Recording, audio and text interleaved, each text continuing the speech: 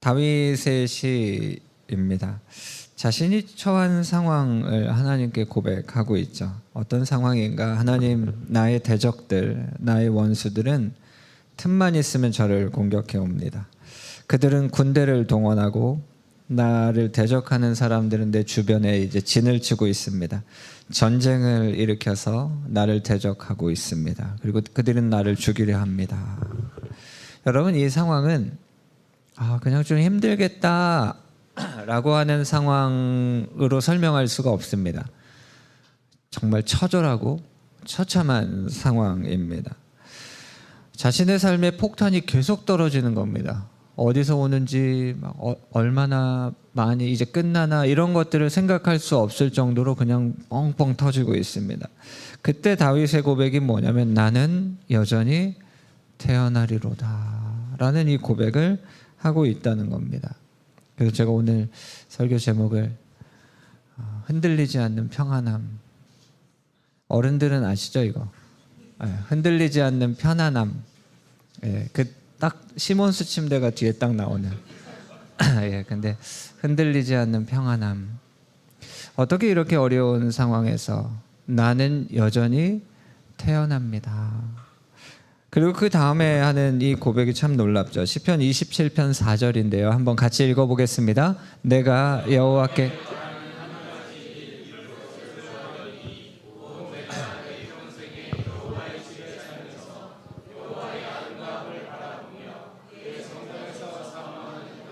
아멘. 너무나 아름다운 시편의 구절입니다. 아마 많은 분들이 이 시편 27편 4절 말씀을 알고 계실 거고 정말 아름답죠. 근데 이 고백이 다윗이 처해 있는 그 처참한 상황에서 나왔다는 겁니다. 어떻게 이런 고백을 할 수 있을까? 다윗은 하나님을 향한 믿음을 가진 자입니다. 1절에 이렇게 고백하죠. 하나님은 나의 빛이요 나의 구원이십니다. 그래서 내가 누구를 두려워합니까? 하나님 내 생명의 능력이십니다. 내가 누구를 무서워합니까? 하나님을 향한 이 믿음을 가졌던 다윗이죠. 어둠이 가득한 흑암 가운데 하나님 나에게 빛을 비추시고, 죽음이 다가오는 때에도 하나님 나를 구원해 주시고, 수많은 어려움과 위협이 나를 둘러싸 있지만 하나님은 내 생명의 능력이시다. 주님과 동행하는 저는 두렵지 않습니다. 이러한 이 다윗의 고백. 근데 여러분, 이 시편 27편의 이 고백을, 물론 다윗이 이러한 삶을 살아왔지만 창세기에 나오는 요셉이라는 인물이 지금 이 고백의 삶과 똑같은 삶을 살았습니다. 그래서 오늘과 다음 주까지 요셉에 대한 말씀을 나누려고 하는데요. 요셉은 창세기 37장을 보면 이스라엘은 누구냐면 야곱이죠. 야곱이 노년에 얻은 아들입니다. 정말 야곱이 사랑했던 그 라헬이 이제 낳게 된 아들이 이 요셉이죠. 라헬은 임신이 잘 되지 않았습니다. 정말 힘든, 근데 아이를 정말 원하는. 그런데 하나님께서 이 노년에 아이를 주셨죠. 그가 요셉입니다. 요셉이라는 이름의 뜻을 보면 하나님께서 부끄러움을 씻어주셨다. 그리고 하나님이 나에게 더해주셨다라는 뜻입니다. 정말 힘들었던 시간이 덮여질 정도로, 부끄러움이 다 사라질 정도의 그러한 고백입니다. 잠언 8장 17절, 우리 중고등부 친구들 한번 읽어보겠습니다. 시작.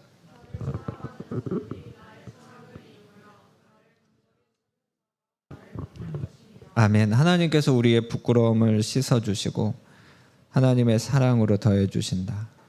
여러분, 우리는 하나님의 사랑받은 자입니다. 아멘. 옆에 계신 분들에게 고백합시다. 당신은 하나님의 사랑받은 자입니다. 뒤에 계신 분들에게도 당신은 하나님의 사랑받은 자입니다.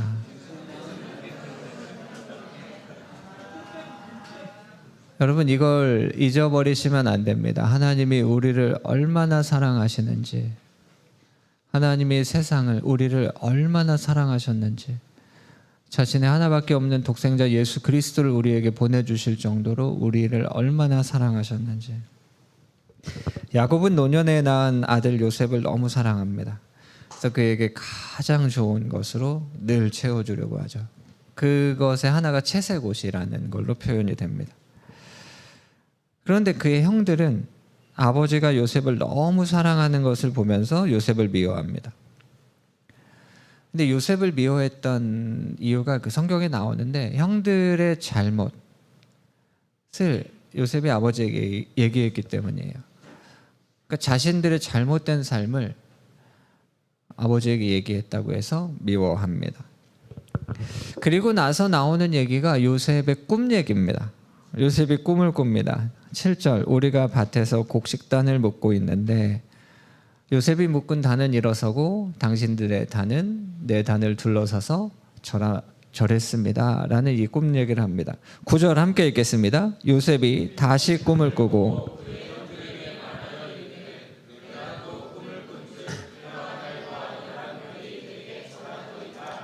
이게 바로 요셉의 꿈입니다.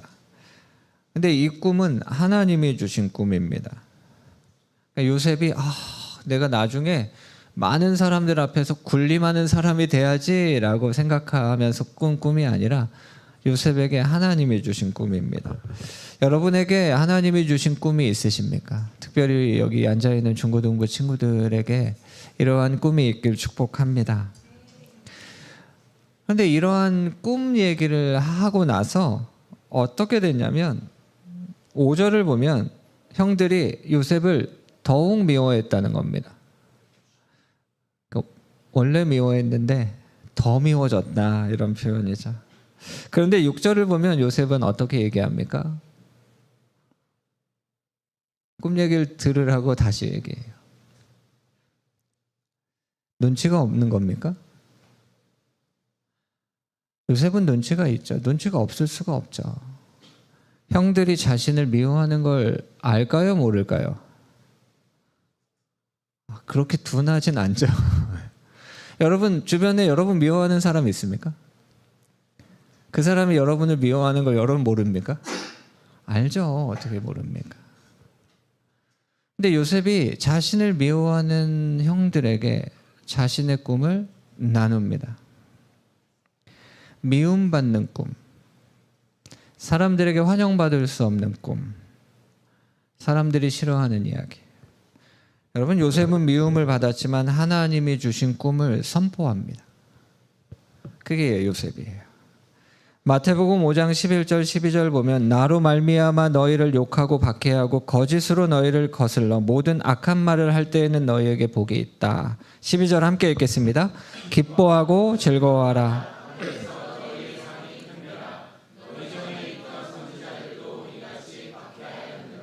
요셉은 자신에게 절하는 것이 아니라 하나님께 절하는 꿈을 이야기하는 겁니다. 자신이 높아지는 것이 아니라 하나님이 높아지시는 그 꿈을 이야기하는 겁니다. 이러한 꿈 얘기가 끝나고 요셉에게 어려움이 찾아옵니다. 양을 치러 떠난 형들이 잘 있는지 보고 오라는 아버지의 말씀을 따라 요셉은 형들이 있는 곳으로 갑니다. 헤브론 골짜기에서 이 세겜이라는 곳까지 가려면 형들이 세겜에 있었는데 여러 날 걸어가야 됩니다. 요셉의 나이가 나오지만 17살입니다. 만 나이로 따지면 18, 19. 여기에 18살, 19살 친구들 저쪽 앉아있는 친구들 보시면 이해가 쉬우시겠죠. 이 친구들이 여러 날 걸어서 부산을 가야 된다. 쉬울까요? 어려울까요? 어렵죠. 이게 준비된 그러한 훈련된 사람들이 걷기도 어려운데 근데 요셉이 갑니다. 왜요? 형들이 잘 있는지 보려고. 그 형들은 어떤 형들입니까? 자신을 미워하는 형들입니다. 그렇게 해서 여러 날 걸어서 세겜에 도착합니다. 물론 아버지의 부탁이 중요할 수 있죠. 어쨌든 도착했습니다. 근데 형들을 찾는데 없어요. 물어봤더니 도단이라는 곳으로 갔다는 겁니다. 이 세겜에서 도단까지는 다시 25km입니다. 어떻게 해야 됩니까? 집으로 돌아가도 되지 않습니까? 아버지, 제가 아버지께서 얘기하신 곳까지 갔는데 형들이 없어서 혹시 엇갈릴까 봐 길이 다시 집으로 돌아왔습니다 하면 아버지가 뭐라고 할까요? 안 하죠. 자신을 미워하는 형들을 꼭 다시 25km 거리까지 가서 그들의 안부를 확인해야 될 만한 상황이 아닐 수도 있죠. 굳이 내가 그렇게까지 해야 될 이유가 없다라고 생각할 수 있죠. 근데 요셉은 갑니다.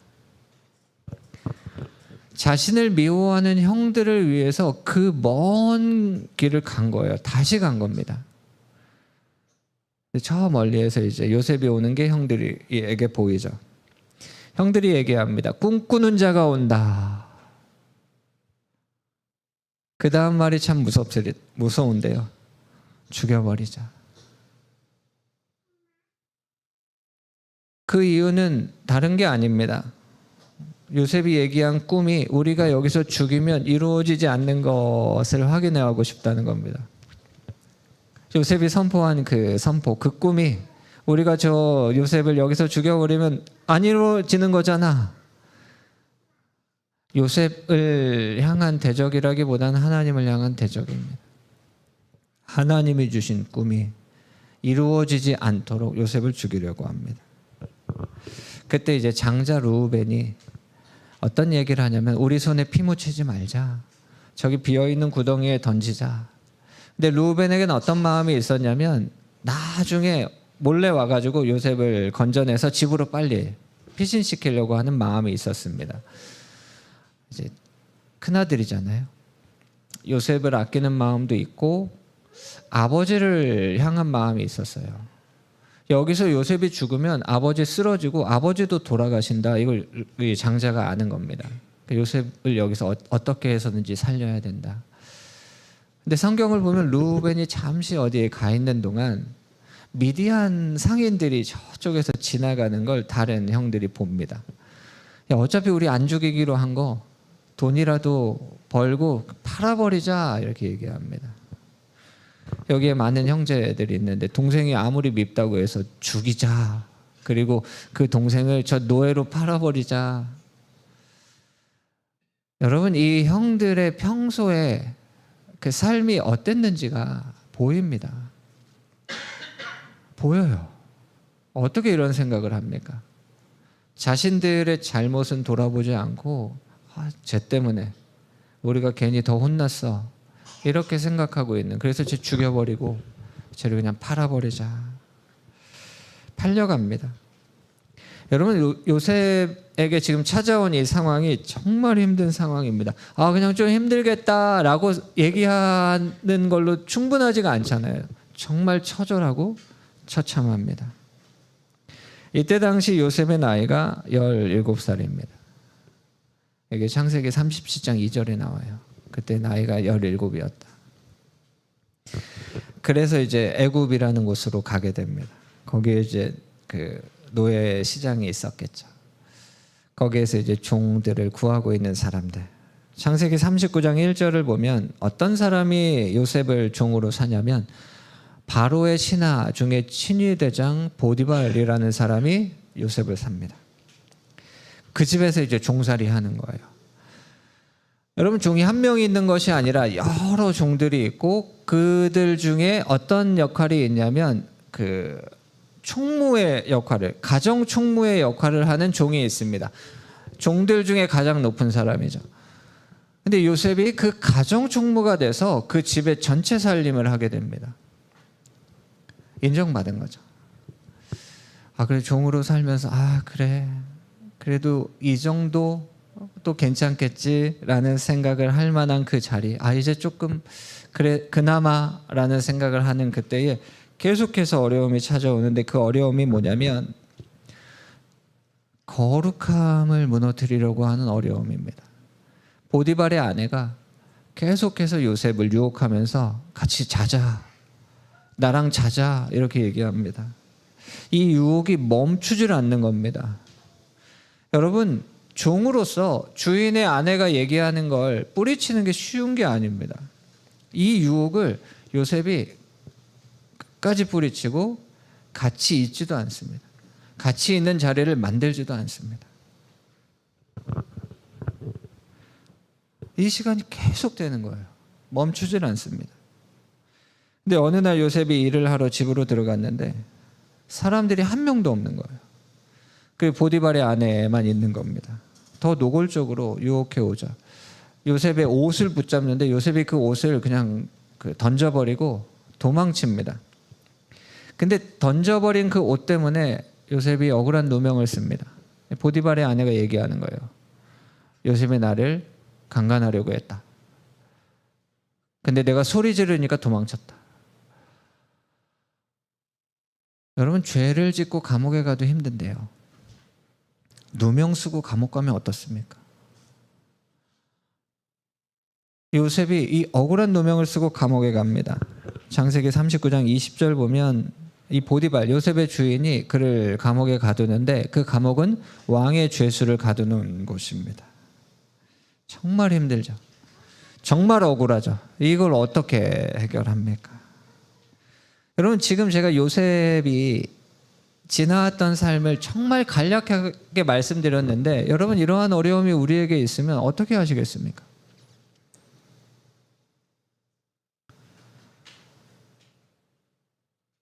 이걸 어떻게 표현합니까? 지금 그 시편 27편에 다윗이 당했다는 그 얘기가 이런 겁니다. 그냥 어떻게 표현할 수가 없습니다. 그냥 말문이 막혀버립니다. 이게 맞나? 하나님, 정말 이게 맞습니까? 라고 할 만한 상황. 이제 안 되겠다. 나는 여기까지다. 그냥 죽어버리자. 왜냐하면 욥의 아내가 그런 얘기를 했어요. 그냥 하나님 저주하고 하나님 욕하고 그냥 죽어라. 그러한 상황. 여러분, 이 어려움의 상황에서 요셉의 선택이 나옵니다. 요셉의 이 선택한 게 뭐냐면 창세기 39장 2절에 한번 같이 읽어보겠습니다. 여호와께서 요셉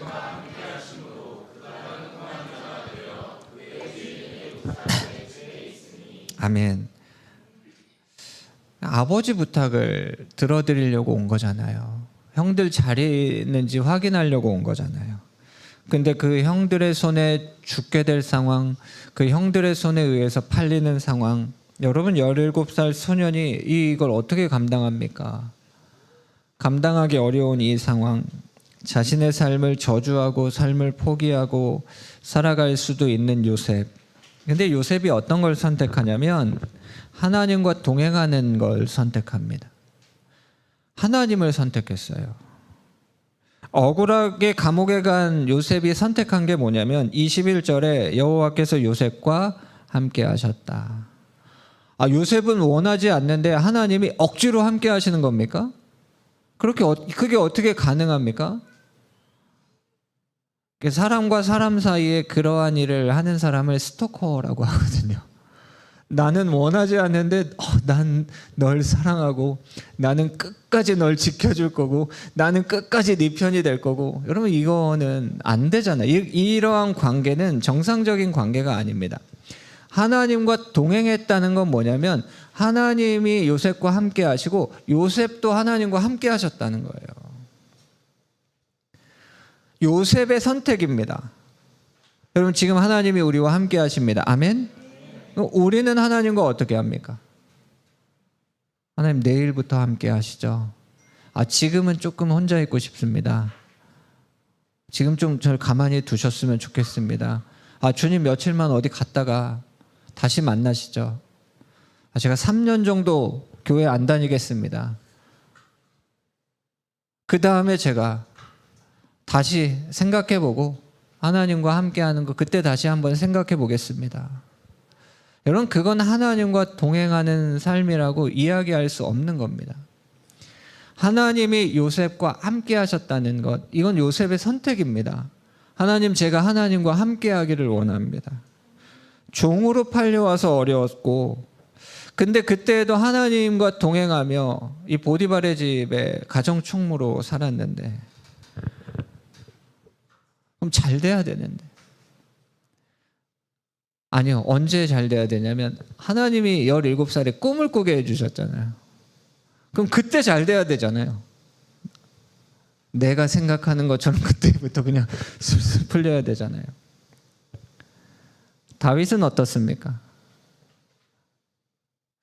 하나님이 기름을 부으시더니 왕으로 삼으신다고 하시더니 그때부터 다윗이 살았던 삶이 어떻습니까? 정말 처절합니다. 미친 척합니다. 침 흘리면서. 그 삶이 정말로 어떻게 이렇게 내려갈 수 있지 할 정도의 상황까지 내려갔다는 겁니다. 근데 다윗이 포기하지 않은 게 뭐냐면 하나님과 함께 하는 겁니다. 그 다윗이 포기하지 않고 요셉이 그 포기하지 않은 게 뭐냐면 하나님이 주신 꿈을 잃어버리지 않았다는 겁니다. 이제 다음 주에 나누려고 하는데 하나님이 주신 이 꿈. 요셉 하면 꿈꾸는 자 이게 딱 나오잖아요. 그 꿈. 다윗에게 말씀하셨던 왕으로 세우겠다라고 하셨던 그 말씀, 그 꿈을 자신의 상황이 어렵다고 해서 버리지 않았다는 거예요. 그게 사라진 것이 아니라는 겁니다. 하나님과 함께하면서 포기하지 않습니다. 그러니까 그 꿈을 포기하지 않았다기보단 하나님과 동행하는 걸 포기하지 않았다는 겁니다. 특별히 여기 앉아있는 우리 중고등부 친구들에게 부탁하고 싶은 건 내 삶의 모든 것이 다 사라진다 해도 하나님이 나와 함께 하시면 무엇을 두려워합니까? 그것이 가장 소중하고 중요하다는 걸 꼭 기억했으면 좋겠습니다. 창세기 41장을 보면 요셉이 총리가 될 때의 나이가 나옵니다. 제가 예전에도 설교하며 말씀드린 적 있죠. 30살입니다. 형들의 손에 의해서 언제 팔려왔습니까? 17살. 몇 년이 지났습니까? 13년이 지났습니다. 감옥에서의 시간, 그리고 그 보디발의 집에서 종으로의 시간 한 10년 정도 종으로 살고 감옥에서 한 2, 3년 정도 지내고 그리고 총리가 돼요. 요셉이 뭘 준비했습니까? 뭘 공부했습니까? 어느 대학을 갔습니까? 어느 직장에서 경력을 쌓습니까? 어느 공무원을 하면서 나라 살림을 준비했습니까? 없습니다. 요셉에게 있었던 한 가지, 하나님과 동행한 겁니다. 여러분, 이 요셉은요 17살까지 아버지의 사랑을 정말 듬뿍 받았습니다. 아버지가 어떻게 지켜줬을까요? 어떻게 채워줬을까요? 자신이 가지고 있는 모든 것으로 요셉을 채워주고 지켜주고 인도해주고 17살부터 30살까지 아버지의 보호가 완전히 사라집니다. 그리고 그때부터 요셉은 전적으로 하나님의 인도하심을 받습니다. 그 하나님이 지켜주시고 하나님의 사랑과 하나님의 인도하심을 받습니다. 그렇게 13년이 지나서 총리가 된 거예요. 어떤 게 좋을까? 물론 부모님 품에서 정말 사랑받고 보호받고 이게 좋기는 한데요. 자녀들이 떠난 후에 이제 하나님만 전적으로 의지해서 살아가는 그 삶. 여러분 여기 앉아 계신 분들이 증인 아니십니까? 부모님이 정말 보호하고 지켜주시고 사랑해 주셨던 그 삶을 떠나서 완전히 내 삶이 무너진 게 아니잖아요. 하나님의 보호와 사랑과 인도하심. 요셉은 그런 삶을 살았습니다. 요셉이 총리가 된 이유는 다른 게 아니라 왕의 꿈을 해석해 줬습니다. 근데 요셉이 감옥에 있을 때 거기에 이제 왕의 신하 두 사람이 나오는데 술 맡은 관원장과 떡 맡은 관원장입니다. 여러분 많은 이야기 들어보셨겠지만 이때 당시에는 술의 독을 탈 수도 있고 떡의 독을 탈 수도 있잖아요. 그러니까 정말로 자기가 믿는 사람들을 자기 옆에 두는데 그 사람들이 술 맡은 관원장과 떡 맡은 관원장입니다. 근데 이들이 감옥에 왔어요. 꿈을 꿨습니다. 근데 심란한 꿈을 꿨어요. 꿈 얘기는 하지 않겠습니다. 근데 요셉이 이들의 표정을 보니까 왜 이렇게 낯빛이 어두우냐고, 힘든 일 있는지 물어봤더니 꿈을 꿨는데 뒤숭숭하다는 거예요. 그 꿈 얘기를 들었습니다. 그리고 하나님께서 해석해 주시는 걸 나눴어요. 술 맡은 관원장은 3일 후에 다시 복권될 거고, 떡 맡은 관원장은 3일 후에 사형을 당할 거라는 걸 얘기해 줬어요. 그리고 이 술 맡은 관원장에게 다시 그 지위가 복권되면 자기를 좀 기억해 달라고 했어요. 억울한 누명을 쓴 요셉이 그 부탁을 한 거예요. 근데 정말 이 술 맡은 관원장이 다시 그 지위가 회복되고 나서 잊어버립니다. 누굴요? 요셉 잊어버려요. 그냥 뭐 어쩌다가 뭐 여러 가지 생각했을 수 있겠죠. 요셉을 완전히 잊어버립니다. 그러다가 바로가 꿈을 꿨는데, 바로가 이 꿈 때문에 잠을 못 잔, 심란해가지고 생활이 어려운 거예요. 그때 술 맡은 관원장이 누가 생각나냐면 잊어버리고 있었던 그 감옥에 있는 히브리 그 사람 요셉이 생각난 거예요. 그에게는 하나님의 지혜가 있어서 그가 이 꿈을 해석해 줄 수 있다고. 그래서 요셉에게 왕이 자신의 꿈을 쫙 이야기합니다. 꿈을 이야기하는 걸 보면 다니엘서에 나오는 느부갓네살 왕은 꿈도 얘기 안 해주고 해석하라고 하거든요. 그것보다 요셉의 상황이 조금 낫긴 한데, 쭉 얘기해주고 그 두 가지 꿈을 똑같은 내용이라고 하면서 해석해 줍니다. 7년의 풍년이 있을 거고 7년의 흉년이 있을 건데, 이 7년의 흉년이 얼마나 어렵냐면 그 앞에 있었던 7년의 풍년이 기억나지 않을 정도로 완전히 모든 걸 사라지게 할 거라는 겁니다. 그래서 요셉이 이 꿈만 해석해 줄 뿐 아니라 이걸 어떻게 이 시간을 지내야 될지까지 얘기합니다. 풍년 때에 걷어들이는 것의 5분의 1씩은 다 보관해 놔야 된다는 겁니다. 그렇게 해서 7년의 흉년을 지나야 된다는 겁니다.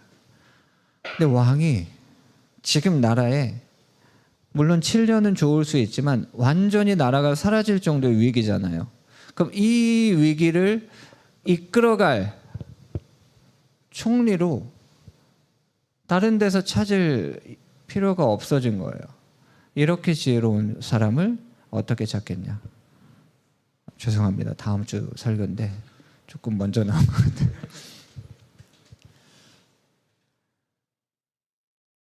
그렇게 해서 왕 앞에 선 겁니다.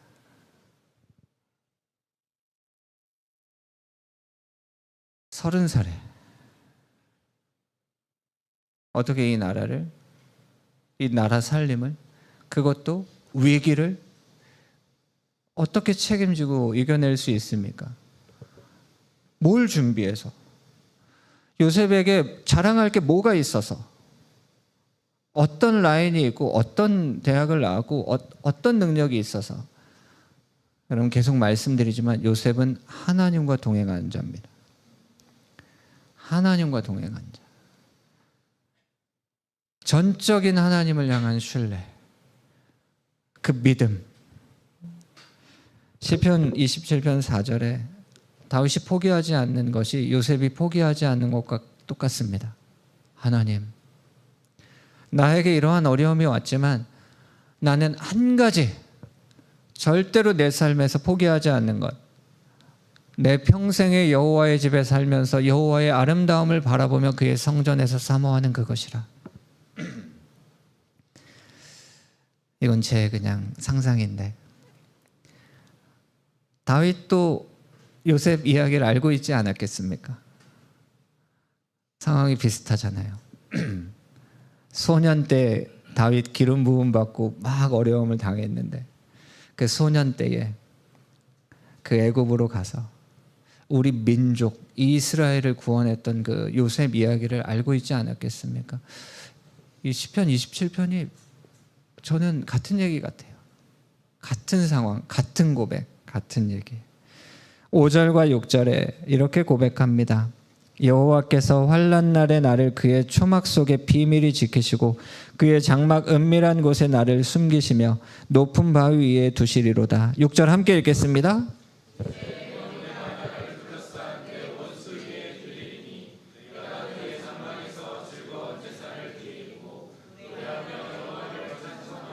아멘. 이 시편 27편 밑에 보지는 않겠지만 어떤 얘기가 나오냐면 내 부모는 나를 버렸으나 하나님은 나를 버리지 않으십니다. 야곱이 요셉을 버린 게 아니지만 요셉은 이제 아버지의 보호 아래 더 이상 살아갈 수 없는 그러한 환경에 처했잖아요. 그런데 하나님이 나와 함께 하십니다. 하나님 아버지가 나의 삶을 책임지십니다. 얼마나 놀라운 고백입니까? 나의 부모는 나를 버렸지만 하나님은 나를 버리지 않고 나를 떠나지 않으십니다. 여러분, 우리도 이러한 삶 살아가길 원합니다. 흔들리지 않는 평안함을 하나님 우리에게 주십니다. 그 믿음을 가지고 나아가기를 원합니다.